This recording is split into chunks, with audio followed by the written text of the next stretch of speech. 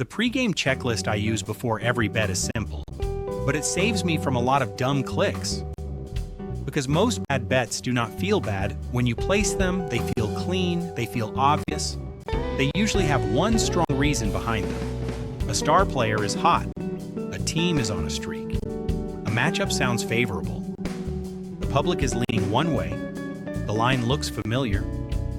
Before a bet goes in, I do not want one good reason. I want the whole setup to survive a quick stress test. So the first question on my checklist is not, do I like this pick? The first question is, what changed since this number opened? That one question slows everything down in the right way. If a line moved, I want to know why. Was it injury news? Was it a lineup change? Was it sharp money? Was it weather?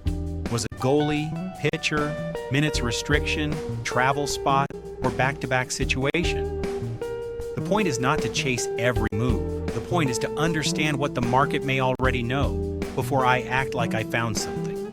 This is also where I use parlai, because I do not want to manually bounce between 5 tabs, stale stat pages, injury feeds, and box scores every time I am trying to make a decision. Parlai gives me live context around the pick. It can pull in current stats, matchup information, injury and role context, recent form, and the stuff that changes close to game time. You can choose which AI model you want to judge the pick, and the big thing for me is that it reflects on losses over time, so the process does not stay frozen. If a read misses, the system can learn from what went wrong instead of pretending every pick starts from zero. There is also a live chat option, which matters because a lot of betting decisions are not just yes or no. Sometimes the better question is, what would have to be true for this pick to be worth it? That is the type of thinking I want before I press submit. The site is parlai.cc. After that, the second item on the checklist is current context, not reputation, not season averages by themselves. Current context. A team can have a great defense on paper and still be missing the exact player who makes the matchup work. A player can average 20 points and still be in a totally different role because a teammate came back.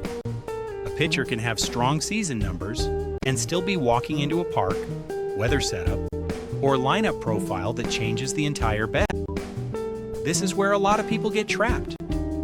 They are betting the version of the team they remember, not the version that is actually playing tonight. The third item is availability, but not in the lazy way.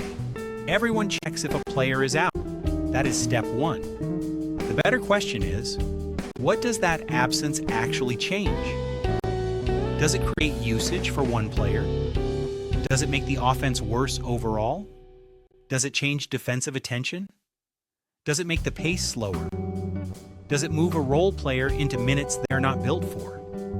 Injury news matters, but the reaction to the injury is where the edge lives or dies. The fourth item is matchup fit. I want to know if the bet is supported by how the game is likely to be played. For player props, that might mean defensive scheme, position matchup, pace, usage, rebounding chances, shot profile, foul risk, or minutes security. For spreads and totals, it might mean style clash, rest, travel, coaching tendencies, weather, bullpen availability, or whether both teams actually benefit from the same game script. This is where I ask, does the bet need a perfect game to hit? If the answer is yes, I either need a much better price, or I probably do not need that bet. The fifth item is the number itself. A good read at a bad number is still a bad bet. That sounds basic, but it is one of the easiest things to ignore when you already decided you like the pick. If you liked a player over at 21.5, that does not mean you should still like it at 23.5. If a spread moved through a key number, that changes the bet. If a total moved because of real information, you have to decide whether the value is gone. The goal is not to be right about the general idea. The goal is to be right at the number you are actually betting. The sixth item is market agreement and disagreement. I am not trying to blindly follow the public or blindly fade it. Both of those are lazy. I want to know where the market is leaning, whether the price has already reacted, and whether my reason is strong enough to disagree. If everyone loves the same side for the same obvious reason, I get cautious. Not because the popular side has to lose, but because obvious information is usually priced in quickly. The seventh item is card construction. This is the one that keeps a decent pick from turning into a messy ticket. If I already have 3 plays that all depend on the same game environment, I need to know that. If 2 props are secretly fighting each other, I need to know that. If a parlay only works if every game breaks perfectly, I need to be honest about what I am building. A bet can make sense by itself and still make the overall card worse. The last item is the one-sentence test. Before I place the bet, I want to be able to say the reason out loud in one clean sentence. Not a paragraph, not vibes, one sentence. Something like, I like this because the roll is stable, the matchup supports the stat, the number has not moved past value, and the main risk is already priced in. If I cannot say that, I probably do not understand the bet well enough yet. That does not mean the checklist makes every pick win.